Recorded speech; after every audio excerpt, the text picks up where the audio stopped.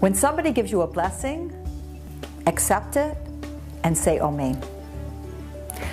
The women on the trips that I lead to Israel, they are sometimes introduced for the first time the concept of giving a blessing, a bracha.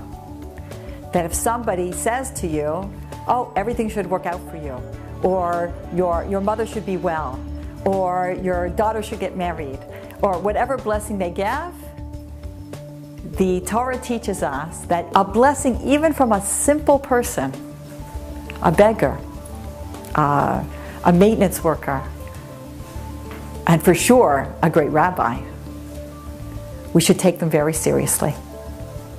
That when somebody gives you a blessing, you should say Amen, which means it should be. That yes, that you are agreeing with this, and that should be, and it should be in heaven, and it should come true. Not only should you accept a blessing, and you should ask people for a blessing. There's an idea that when you go to a wedding, that the bride and groom, well, they have a special connection to heaven that day.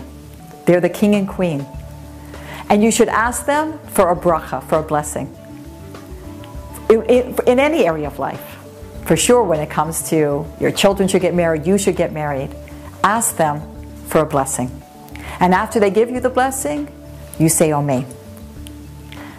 So not only receiving, but giving. You don't have to be this incredible person in order to bless somebody. You can give blessings. Every Friday night, you have an opportunity, for those of you who have children, to bless your children.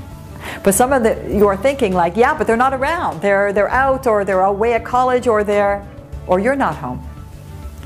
Bless them anyway. My husband says that blessings are like Superman. They go through walls. They cross time zones. They will reach them.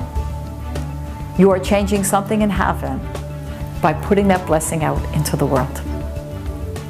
It's such a beautiful moment when my husband gives blessings, gives a bracha to my children, and he loves it that when they're somewhere in the world, that they call up to get their bracha, to get their blessing before Shabbat begins. It's beautiful. Erev Yom Kippur, there is a special long blessing that we give all of our children. Take the time. Say it. Don't just read it. Remember, prayers should be on our lips, at least in an audible whisper. The person beside you doesn't need to hear it, but you need to hear it. So say it aloud. Go through each one. Every Friday night, and Erev Yom Kippur. Or when they're going off on a trip. Put your hands on their kepis, on their heads, and give them a blessing. Everything should be safe, everything should be well. And remember, when somebody gives you a blessing, you say Amen. May the Almighty answer all of your prayers, and may all your blessings come true. I'm Lori, Almost Live.